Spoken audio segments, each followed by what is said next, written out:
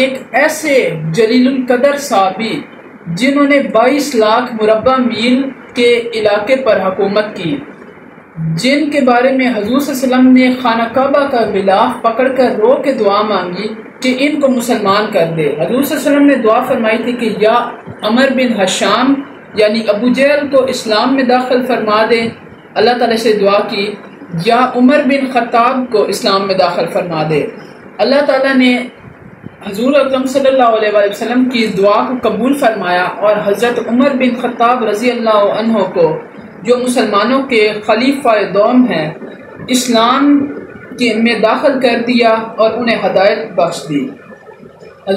یہ وہی صحابی ہیں جن کے بارے میں حضور اکرم صلی اللہ علیہ وآلہ وسلم نے فرمایا تھا کہ اگر میرے بعد کوئی نبی ہوتا تو وہ عمر رضی اللہ عنہ ہوتے، اور حضور صلی اللہ علیہ وسلم نے حضرت عمر رضی اللہ عنہ کو اپنے زمینی وزیر کا بھی عہدہ دیا۔ حضور صلی اللہ علیہ وسلم نے فرمایا کہ میرے 2 وزیر آسمانوں میں اور 2 وزیر زمینوں میں ہیں۔ آسمانوں میں جو وزیر ہیں وہ ہیں حضرت جبرائیل اور حضرت میکائیل علیہ السلام، اور زمین میں جو وزیر ہیں وہ ہیں حضرت ابو بکر اور حضرت عمر رضی اللہ عنہ۔ آج کے ہماری اس ویڈیو کا ٹاپک یہی ہے کہ حضرت عمر رضی اللہ عنہ کے قبول اسلام کا واقعہ۔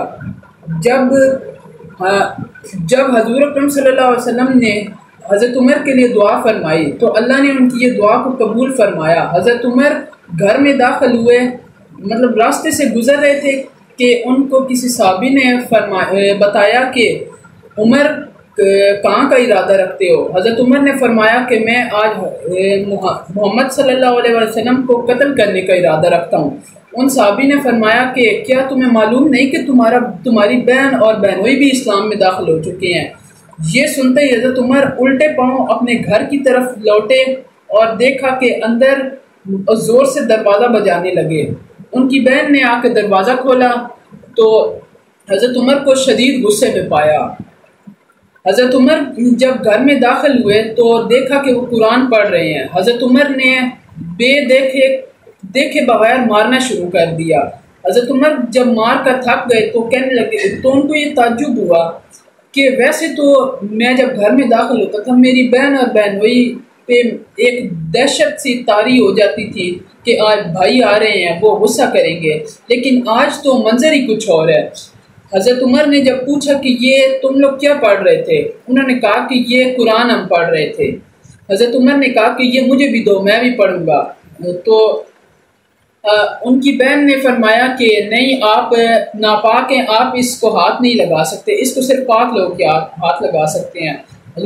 حضرت عمر نے کہا کہ اب میں اس قرآن کو حضور اکرم صلی اللہ علیہ وسلم کے پاس جا کر ہی پڑھوں گا۔ حضرت عمر کے ہاتھ میں ان کی وہی ننگی تلوار تھی، وہ اس تلوار کو لے کر بارگاہ رسالت میں حاضر ہوئے۔ حضرت حمزہ رضی اللہ عنہ جو حضور اکرم صلی اللہ علیہ وسلم کے پیارے چچا تھے، فرمایا کہ اگر آج عمر اچھی ارادے سے آیا ہے تو ہم بھی اس کے ساتھ برتاؤ اچھا کریں گے، اور آج اگر عمر غلط ارادے سے آیا تو اسی کی تلوار سے اسی کی گردن کاٹ دیں گے۔ حضرت عمر سے حضرت حمزہ نے پوچھا کہ عمر کیا ارادہ رکھتے ہو؟ حضرت عمر نے کہا کہ میں حضور خاتم النبیین صلی اللہ علیہ وآلہ وسلم کی بارگاہ میں اسلام لانے کے لیے آیا ہوں۔